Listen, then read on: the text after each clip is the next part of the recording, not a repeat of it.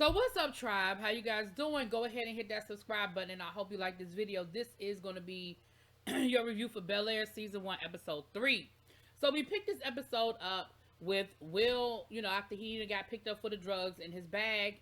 We see Aunt Vi and Uncle Phil talking to him, and then we kind of see like this back and forth with them talking to Will, and then them talking to Carlton. And Will is like, listen, I didn't do it. I'm not guilty. He was like, I put that on my mama. I put that on everything. He said, if you don't believe me, I will take a drug test right now. Like, the drugs were not mine. It was a setup. And so they were like, well, who in the world would set you up?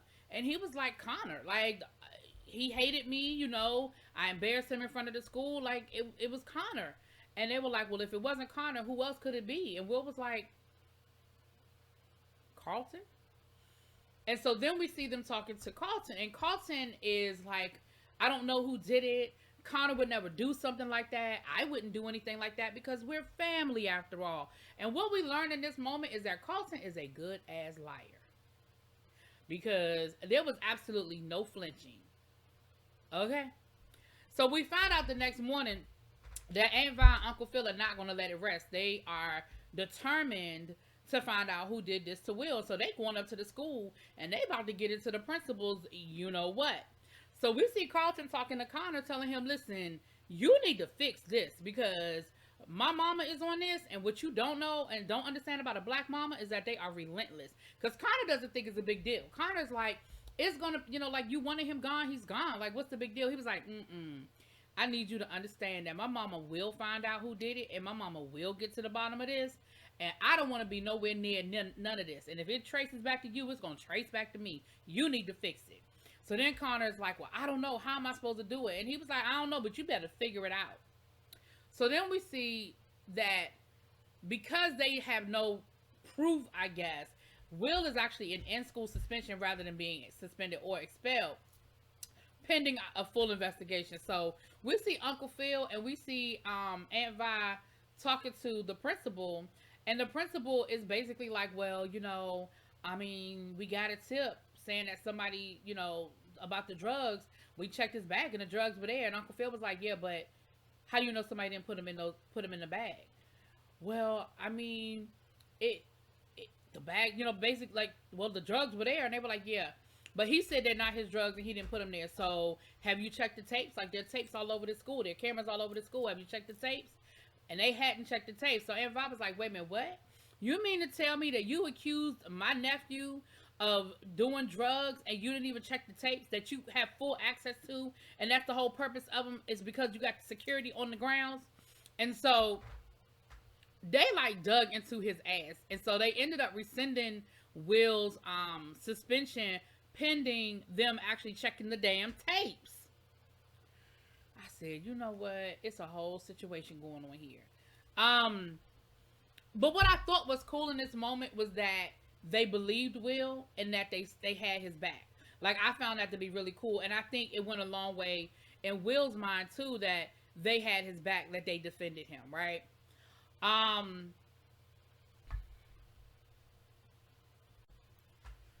So later on in the day, we see Will with Nicole, and of course they doing their whole flirting thing, child. They doing what they do. And she ends up spilling something on his jacket, and then we get the infamous moment where Will turns his jacket inside out. Again, they're bringing that nuance in from the actual show where he wears his jacket, because technically he's still wearing his uniform, but he's wearing it inside out. Come to find out, somebody gave a tip to administration that they saw some kid that doesn't even go to Bel Air Academy messing with Will's bag. And so they are going to clear Will that he didn't do it, and they're not even going to look at the tapes because they've got this eyewitness person that says they saw somebody else put the drugs in Will's bag, right? So Will confronts Carlton because, again, Will is not fooled. He knows Carlton has something to do with it. And he tells him, he said, listen, they won't even tell me who this witness is, so I don't know what's going on. And Carlton was like, take the win. Like, you're cleared, just take the win. And Will was like, because I know you had something to do with it, and I know you caught up in it. And Carlton was like, I didn't have anything to do with it. And Will was like, you're a liar. And he walks off and he leaves them there. So then we see Uncle Phil talking to Jeffrey, and we see that they are each other's confidant. All right, right. He's more than just the house manager. They're friends, and that's Uncle Phil's confidant. He's talking to him about trying to get the endorsement of this reverend. All right, he owns the biggest black, or he runs the biggest black church in L.A. And he's saying, listen, my campaign manager is telling me that people don't see me as a man of the people, like they see me as being out of touch and being not connected, and um and so we found out that Uncle Phil is actually going to an event that his fraternity, Alpha Phi Alpha, is throwing. And he's going to try to get this endorsement from this pastor, because it would go a long way to people seeing him as, a man of the people, kind of thing. And they're doing this while they're playing pool. And we see that Uncle Phil is good in pool, which again is a nuance. If you remember, that's probably actually one of my favorite episodes of The Fresh Prince of Bel Air, was when Uncle Phil when they got hustled at the pool hall, and Uncle Phil went down there and hustled them back. Him and Jeffrey went and hustled them back. I hope they find some way of infusing that into this series somehow, because that is actually one of my favorite scenes of the show. We see Carlton meeting up with Lisa, and what we find out in that conversation is that they really have been there for each other, and they really had a genuine relationship. She said, you were there for me when I was at my worst, when my mom died. I was there for you when you were going through anxiety, which explains the fact that he takes Xanax. And I know that a lot of people aren't, like, not a lot, but people have made mention about whether it's Xanax that he's snorting or cocaine that he's snorting. And the thing I need people to understand is kids these days are snorting those drugs. They're not necessarily snorting the cocaine. They're snorting the Xanax and the Adderall as a recreational drug instead of what it's meant to be. And we know that in his case, he's probably he takes the Xanax for the anxiety, but of course he's become addicted to it, and so he gets it from Connor or from other places, and he snorts it to get that instant in your bloodstream type thing. Anyway, but they have a moment. I don't think that she's interested in getting back with Carlton, but you definitely see that there was love there, and that there was a real, genuine affection there at one time. Uncle Phil invites Will to go with him. It's a crawfish broil, and Uncle Phil invites Will to go with them, and Will's like, cool, like, I'm down for it, because again, they're bonding a little bit now, because Will sees that Uncle Phil has his back, not just with helping him with the basketball last week, but also with the situation at school, right? So they're starting to bond a little bit.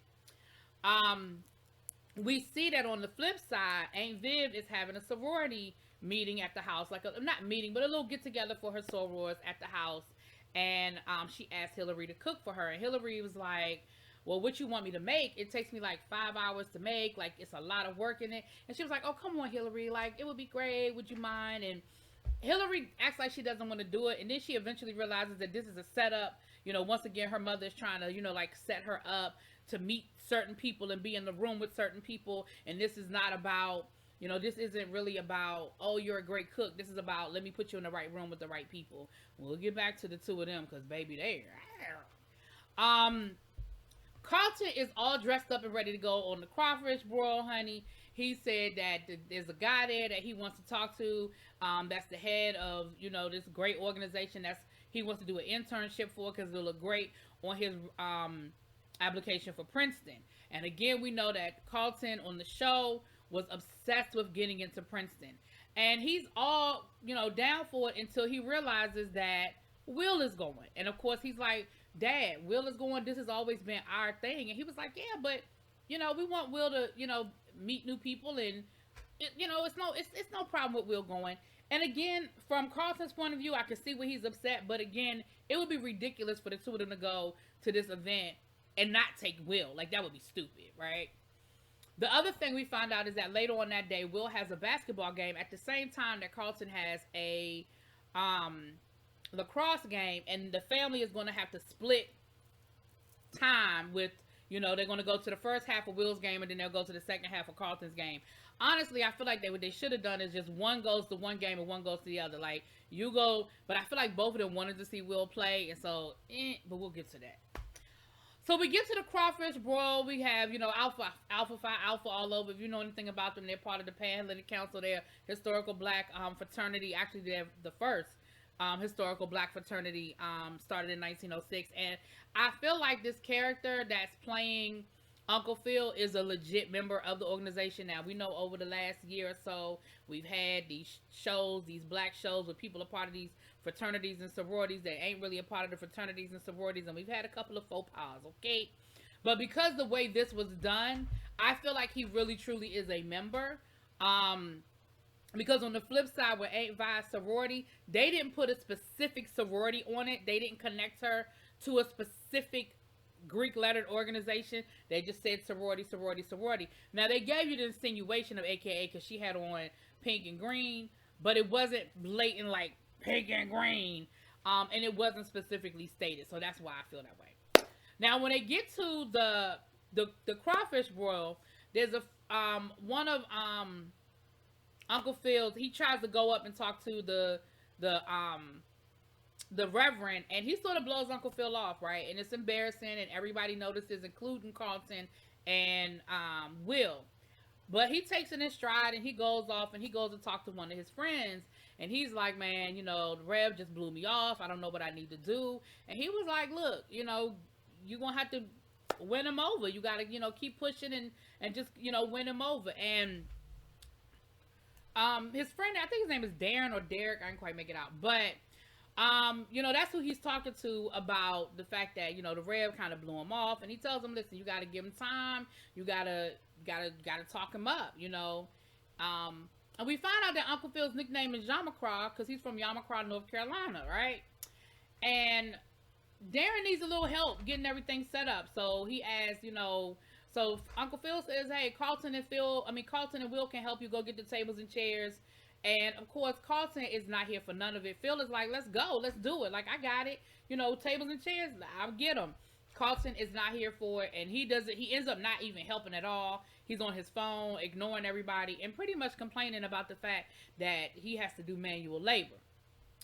Now, we find out that later on in the day, Uncle Phil finally does have a sit down, and he's talking to the Rev, and the Rev sort of calls him out. He's like, listen, because we found out that the Rev actually married him and Aunt Viv, but over the years, Uncle Phil has moved up in his career, and he's not as connected. And we found out that he hasn't kept in touch with a lot of his frat brothers, and his roommate, who was also his frat brother, actually fell on some hard times, and Uncle Phil wasn't there, and they were like, where were you? You were nowhere to be found. We got him some help, and we had to get him set up. And Uncle Phil was like, I didn't know. And they were like, yeah, exactly. You didn't know because you're not connected.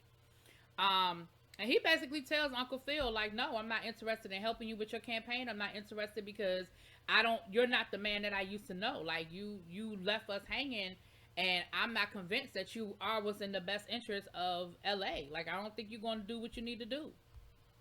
So Will, I keep saying Phil and Will. Will kind of sees all of this going on, and he decides he's going to do something about it. So he gets up on stage and he takes the mic, and this whole part in the beginning was so cringeworthy because I was like, oh my gosh, here he goes.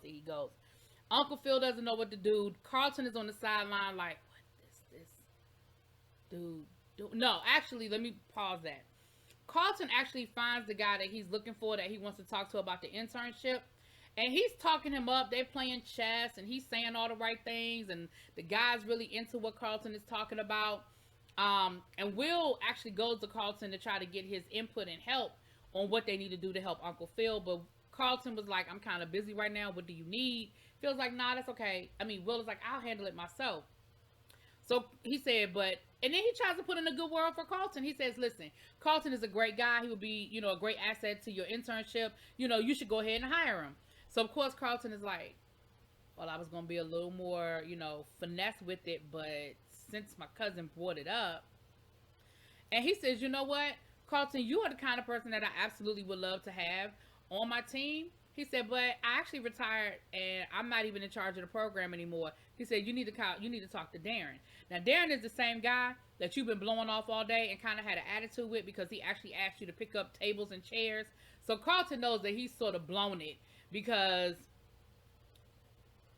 you've been basically, and see, that's a perfect lesson in you never ever know. Like, you got to be nice to everybody, because you never know who is and who isn't, where they need to be and where they don't need to be. Like, you never know. Like, you blew it off, you messed it up, and he knows it. So now he's kind of pissed off at himself because he realizes that he screwed this up. So Will jumps up on the stage, and he starts talking about, hey, yo, what's up with, my alphas in the house, any alphas in the house. And the guys, especially, like, the old school guys, they like, yo, Phil, you need to get your nephew, because I think they feel like he's about to go cross the line into a place of disrespect. So Uncle Phil goes up there to try to get the mic from him, and he's like, yo, my Uncle Phil. He was like, you know what, I'll get off the stage. He was like, because they had mentioned that Uncle Phil was like the best stepper when they were in college. Like, he was the man, like he could step. So so Will was like, I'll get off the stage if you show me, Yamakra. I want to see Yamakra. If you show me how to step, you show me your best step, I'll get off the stage. I'll get off. He was like, you got to show me your best step. So, of course, everybody is quiet, and they're looking around, and Uncle Phil is like, what the fuck? So Phil starts chanting, Yamakra, Yamakra. And then the crowd starts joining in, and, of course, Carlton is looking like, this mother freaker does it again. Like, he always gets away with this shit, because I know that's like the look on his face is like, are you serious right now? So they're like chanting Yamakra, Yamakra, Yamakra. And Uncle Phil was like, okay, fine. I'll do a little something for you. And he starts stepping. And then the young boys who have been stepping over on the side the whole time, they join him. And then they end up doing a whole step routine, and Uncle Phil is leading it, and he's yelling all of the call signals and all that. I don't want to get in trouble, so I ain't going to yell him out. And when it's over and said and done with, he's out of breath. Woo, he is baited. Like, he is out of breath. But the Rev was like, that's who I've been looking for. Like, that's Yamakra. That's who I want. I don't want Phil. I want Yamakra. He said, let's go talk. And so they end up going to talk, and I guess they worked out whatever they need to work out. And he agreed. He didn't agree to endorse him, but he agreed to support him, which, listen, that's one step closer than he was when he walked in there. And, of course, once again, Will comes out the hero, and Carlton is like, what in the hell do I have to do to catch a break around here? Now, while all of that is going on, we're going to get back to the little sorority get-together, where the ladies are impressed with Aunt Vi. They are talking about how she is turning into the Michelle Obama with her husband running for district attorney. And, she's talking about balancing the worlds and how hard it's been. But she, it is what it is kind of thing. Well, one of her sorority sisters comes up to her and says, basically, you need to really be careful about the bridges that you burn, especially, since you are in a situation now. And she lets Aunt Vi know that she's been waiting for an apology. And Aunt Vi was like, an apology for what? And she said, listen, I set this interview up for you as a favor. And not only did your daughter blow the interview off, but she's been dogging the company out online. Because that's the other thing she said to her followers last week.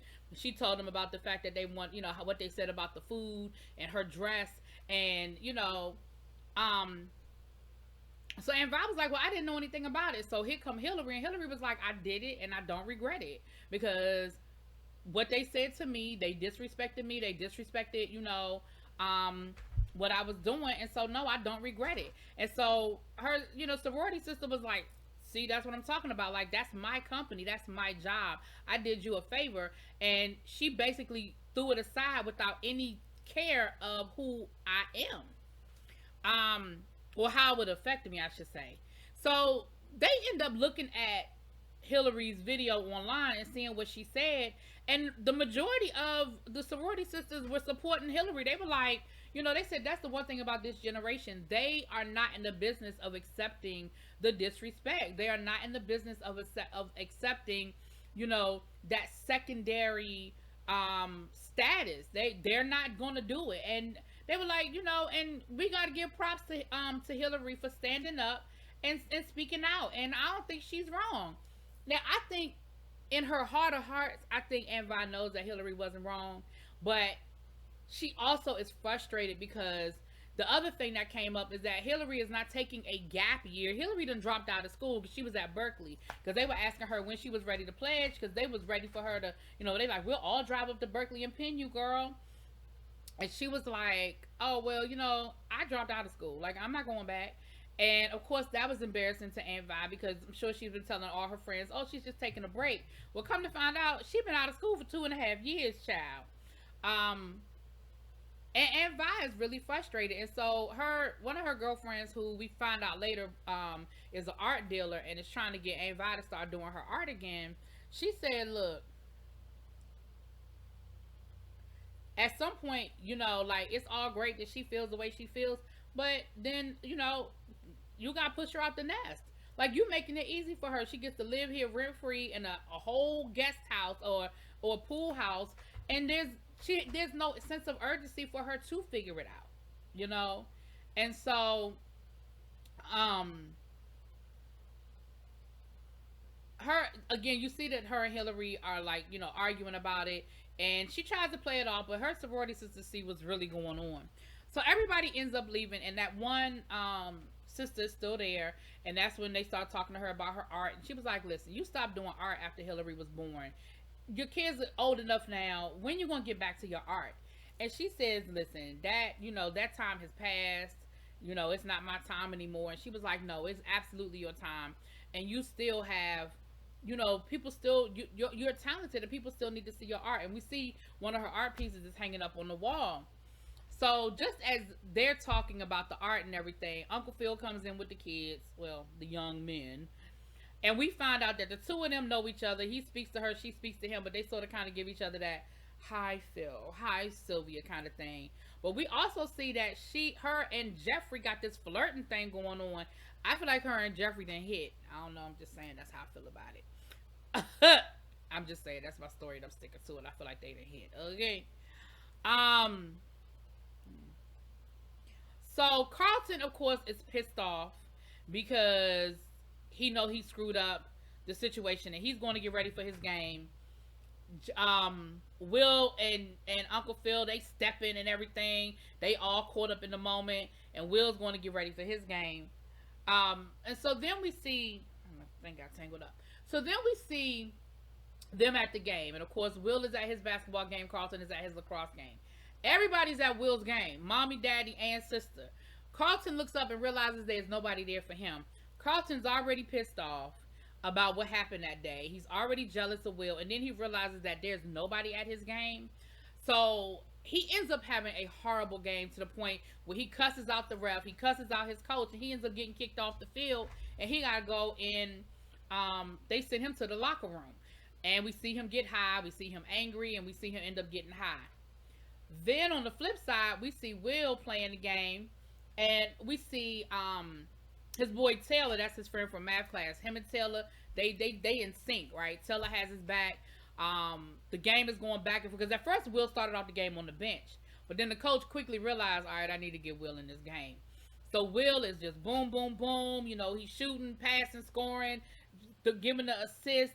Taylor is hitting the dunks. Will is dunking, and they got up to leave to go to Carlton's game, but just as they got up to leave to go to Carlton's game, Will was getting ready to shoot some free throws, and they were like, okay, 5 more minutes. But the game got so good, it got away from them, and I don't even think they realized that they forgot all about Carlton's game. Now, there was a hard foul at one point, and I think the old Will might have reacted, but he didn't. As a matter of fact, Taylor was the one that actually reacted. Taylor was getting ready to get in a fight and get put out the game. Also, what we saw at the beginning of the other season with Will celebrating and making faces and doing all this screaming and hollering every time he did something big, he's not doing that. I mean, he's doing enough that it's not obnoxious, right? At the end of the game, Will ends up obviously shooting the winning point, and he's being celebrated. He's being, they holding him up and they're like cheering him on. And just at that moment is when Carlton comes into the gym in enough time to see that. And of course, he totally, y'all know, he was already jealous and upset, but that just, I don't know what we're going to see in the next episode. That just totally did it. So then, But while the game was going on, Hillary and her mama were having an interesting conversation, and basically her mama put her out. Her mama was like, listen, do you? I'm done trying to tell you what to do. I'm done trying to help you out. You seem to, take everything I say wrong. But I tell you what we're not going to do. We're no longer going to support it, okay? So you, ma'am, being pushed out the nest, go fly, and I hope you land on your feet. And Hillary is like, fine, challenge accepted. Now, I think this is where we're going to see the I've been protected my whole life Hillary. Because I like Hillary. I like the changes they've made in Hillary. But at the end of the day, she's still a pampered princess, okay? So I think we are going to see some reality step in. I think we are. I think we're going to see some reality step in.